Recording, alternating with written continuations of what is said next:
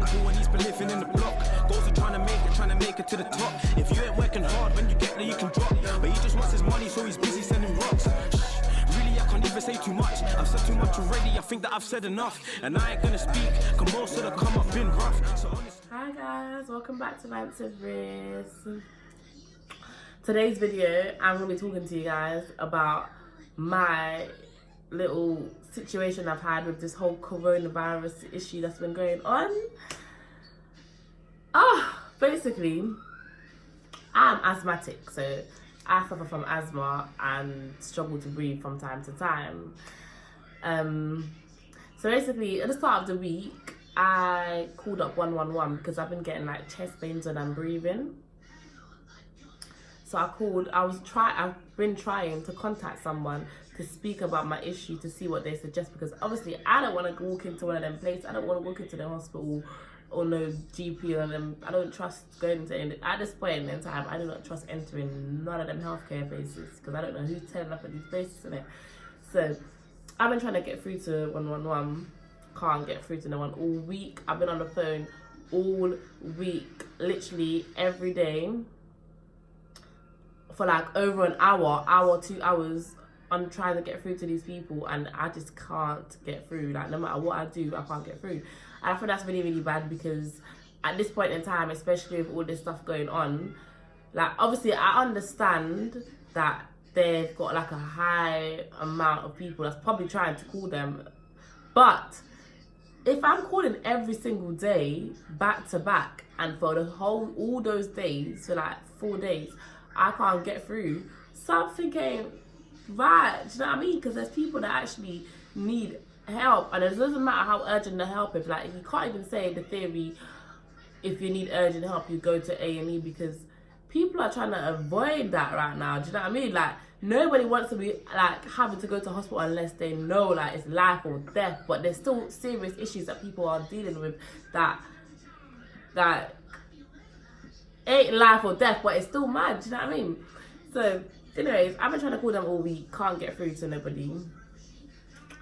So I finally got through to someone last night. It's about 9 o'clock. I got through to 111, and obviously I explained to them that I'm getting chest pains and I'm breathing, innit? And they ran through an assessment with me. So after they ran through the assessment with me, they've said to me that due to what I've said to them, they need to call an ambulance for me literally right now. And obviously every time I've spoken to 111, they've never ever sent an ambulance to me. Literally they always ask me to make my own way to the hospital, or they would say I need to see someone within a certain time frame or see a GP, and that they never ever sent an ambulance to me. Or when I wanted and needed an ambulance, they won't send one for me. So the fact they said to me they need to send an ambulance to me, I'm thinking, okay, this must be serious, do you know what I mean? So imagine I've got all ready now, I've got my kids all ready, thinking, okay, ambulance is coming, like you're preparing for what this can be, because I'm thinking, okay, I'm gonna go out to the hospital and end up spending the night in the hospital, all these things. But they didn't give me a time frame of when the ambulance is supposed to come. But when you hear an ambulance is coming, you're obviously gonna assume it's an immediate effect, you know what I mean? It's ambulance is serious. They're gonna come, like I'm expecting within the next 10 minutes I'm gonna hear ambulance at my door. Anyways, the night has gone on.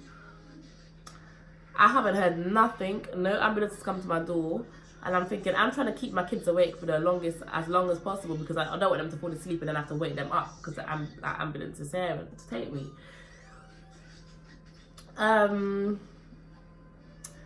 What's happened? Oh yeah. The night has gone on, I've ended up falling asleep now. My kids end up falling asleep, and I'm thinking they're not coming. Like, if they was gonna come, they would have come already. Don't think at 5:30 a.m. my phone is ringing off, and I'm thinking, who's calling my phone at this time? And it's unknown caller. So the first 2 times I've ignored it because I'm thinking, I don't know who's calling my phone at 5:30 in the morning. The third time I thought, you know what? Let me just answer. Don't think it's like the ambulance calling me at 5:30 in the morning after they were supposed to come at 9 p.m. the night before. They're calling me at 5:30 in the morning, telling me that they have they've had a lot, apologising because they've had a lot of calls and they've had a lot of jobs and they've still got 30 cases on their hands. They can't get someone out right now, but do I still need them? Do I still need you? Hello? I could have been dead a long time ago. Like, even if you couldn't come out, you should have at least, like, called earlier and checked up on me earlier than that. You're ringing off my phone at 5:30 a.m. Do I still need it? Well, of course, maybe I don't still need it at this time. Like, am I really going to wake my kids up out there, sleep at 5:30 a.m. and say, come on, let's go to the ambulance? Like, if I'm survived all this time, then maybe it could go a bit longer.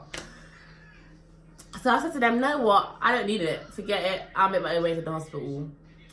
So I've got up today and I've got ready thinking, yeah, I'm going to go make my way to the hospital, see what's wrong with my chest. I've gone to the hospital now this evening around 6 o'clock. When I've gone to the hospital, there's like, it's like all taped up outside the hospital, no entry. And obviously I'm thinking to myself, everyone's saying to me, oh, you're going to be there for time, especially with all this coronavirus stuff. Like, you're going to be sitting down in A&E all night. So I'm thinking, it's true, you know what I mean? I'll come there a bit late.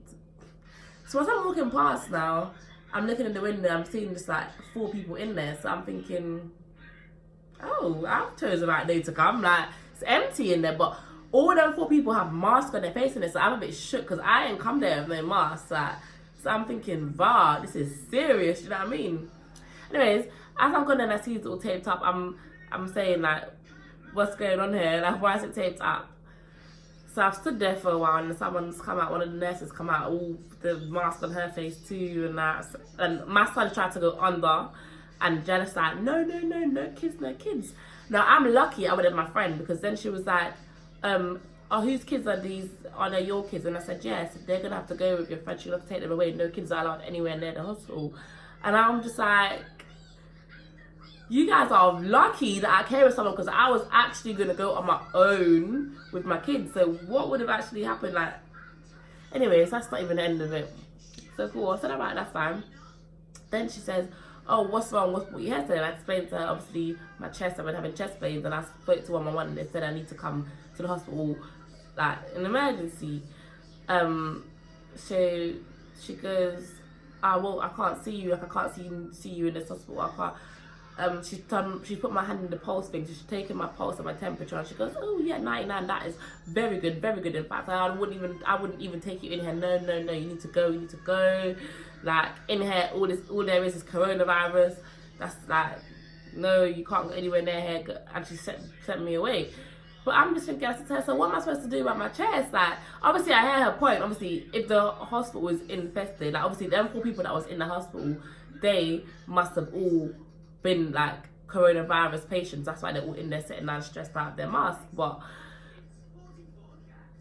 what do other people do that need to get seen? Like, that's what I was trying to say to her. Like, well, okay, you're telling me because I ain't got coronavirus I must leave, but I still need to be seen. Like, I've got asthma, I've got breathing problems. Like, what are you guys doing with other patients? They said they're shut down the hospital, they're not taking no patients. So literally, if it's not coronavirus, they don't want to hear it. And I think that's wrong. Like, there's other patients that have issues. If this coronavirus wasn't about, do you know what I mean? The hospital will still be running as normal. You not be seeing people that need to be seen. Now, people are going to be dying from shit. Like, people could be at home dying because they can't go to the hospital because of coronavirus. Like, do you know what I mean? Like, that is mad. And then to top it off, she put my hand in that machine to check my pulse, yeah, without a glove. Bear in mind, I don't think you can wear a glove to do that thing. So when she put it in there, and then she goes, oh yeah, it's fine, just leave. You know, I walked off for a second. I literally took like 2 steps. I looked at my finger, and I thought, this same machine that you've been putting on all them 4 patients that was in there, yeah, that you probably put their finger in there to check their temperature before you allowed them to come into the hospital. You just put that same machine on my finger, and you didn't even ask for if I could, like, you didn't offer no hand sanitizer. I walked straight into the ambulance that was behind me and I said, excuse me, have you got some hand sanitizer so I can wash off my finger? Oh no, I feel like I want to cut off my finger because they're using the same devices on people. I don't care how much they clean it. Sorry. I don't know if they even, like, I don't know, but I felt funny after that. I was thinking, just to know that them patients that was sitting there and I can actually see through the glass window are there because they're infested in coronavirus. You won't even let me into the hospital or anywhere. You don't even want me anywhere near the hospital because these people are here. But it's alright to use the same machine on them and on my finger. Can you imagine? Listen, yeah, this not even a joke, yeah, guys. I hope that none of you get no coronavirus on no one's family. I won't wish that on nobody. And if you're sick, I don't even know what to even suggest right now, because this shutdown, hospitals are getting shut down for this. So, boy, I just hope that no one gets sick in this time frame, because and experience not like me, because they're not going to see you, they're not even going to deal with you, and no one's important right now. It's only coronavirus. That's it. But anyway, guys, I'm going to wrap it up. So make sure you like, subscribe, comment as usual, and I'll be back next week. His brothers move as a pack, it's raps. If any of the ops get adjacent, I spoke to him. He said his ops got a weapon, it's Pete, bro. So you know when I bought me mine, I ain't gonna say too much, bro. Listen to my song when it drops, it's called Story Time.